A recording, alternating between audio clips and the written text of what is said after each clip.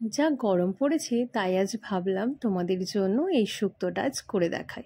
বেশি কোনো উপকরণই লাগবে না, একদম ঘরোয়া পদ্ধতিতে আর খুবই কম তেলে রান্নাটা করে দেখাবো। তো বানানোর জন্য আমরা নিয়ে নিয়েছি উচ্ছে, সজনে ডাঁটা, কাঁচকলা, রাঙা আলু, পেঁপে আর আলু। মশলার জন্য নিয়ে নিয়েছি সর্ষে আর আদা। সামান্য অল্প পরিমাণে সর্ষে আর আদা বেটে নেব, আর কয়েকটা বড়ি নিয়ে নেব, দুটো তেজপাতা। সাদা তেল দিয়ে বড়িগুলো খুব ভালোভাবে ভেজে নেব। লাল লাল করে ভাজা হয়ে গেলে বড়িগুলো তুলে নেব। বড়িগুলো তোলা হয়ে গেলেই এবার একটু সামান্য তেলেই আমরা উচ্ছেগুলো ভেজে নেব, একটু সামান্য লবণ দিয়ে। উচ্ছেগুলো লাল লাল করে ভেজে নেব যাতে তিতো ভাবটা কম থাকে। উচ্ছেগুলো ভালোভাবে ভাজা হয়ে গেলে আমরা সেই সামান্য তেলে সবজিগুলো দিয়ে হালকা নেড়ে ছেড়ে সিদ্ধ করতে বসিয়ে দেব।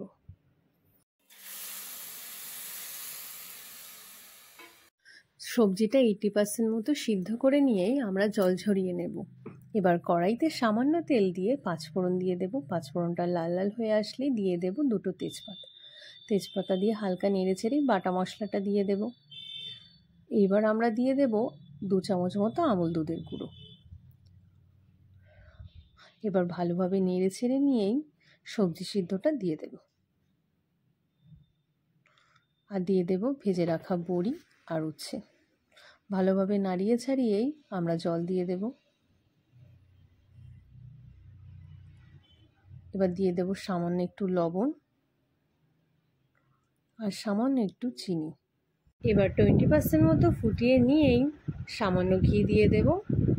নামিয়ে নিয়ে রেডি হয়ে যাবে আমাদের শুক্তো।